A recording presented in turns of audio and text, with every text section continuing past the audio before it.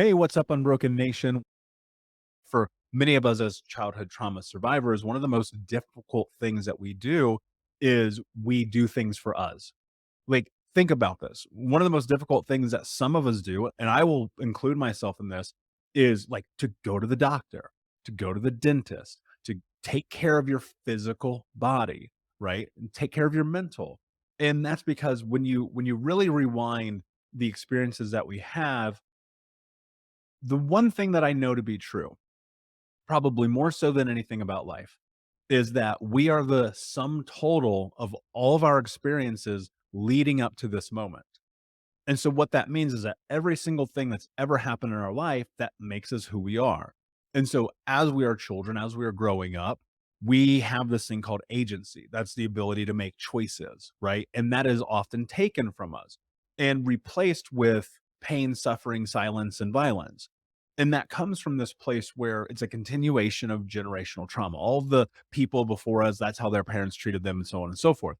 And so what happens is you're in this position as a child where not only can you not be seen, but you can't be heard either. And that becomes really dangerous and detrimental because on a long enough timeline, you adopt that and it becomes a safety mechanism. It becomes a defensive mechanism because the only way you feel safe in the world is through silence, through not showing up for yourself, through not taking care of yourself, through not being the person that you're capable of being.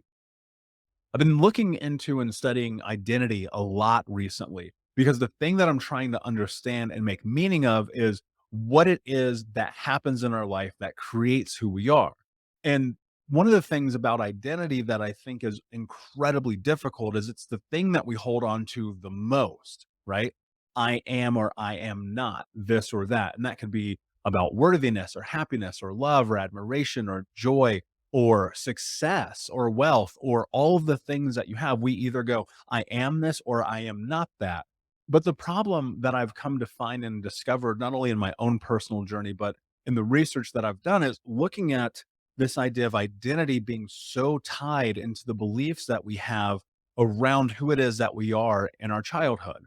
And so if you grow up in a situation where everyone says, you're not worthy, you're not good enough, you're not strong enough, you're not capable enough, well, in reality, that's going to become who you are because you adapt it, right? And you find that when you push back against those narratives as a child, there's typically some type of ramification, right?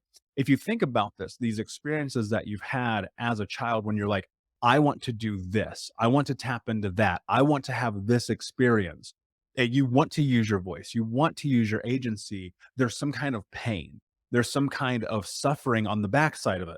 And so what happens is you slowly, because it becomes autonomic, right? Think about this. Your brain has one purpose and one purpose alone, and it's survival. That's the only thing that it's there for. And so your brain learns to adapt, right? I think Tom Bilyeu does a great job of summarizing this. He says humans are the ultimate adaptation machine. I agree with that entirely, except sometimes we adapt to the wrong thing. And that wrong thing could be those defensive mechanisms that are in place to keep us safe, while simultaneously we don't understand that those defensive mechanisms that are there to keep us safe also can put us in handcuffs. So, as a child, one of the things that happens is we put ourselves in this situation where we learn from an autonomic standpoint to not show up for ourselves, to not have agency, to not be this ideal of who it is that we are. And every single time that we step into a little bit more, there's some pain along with that, right?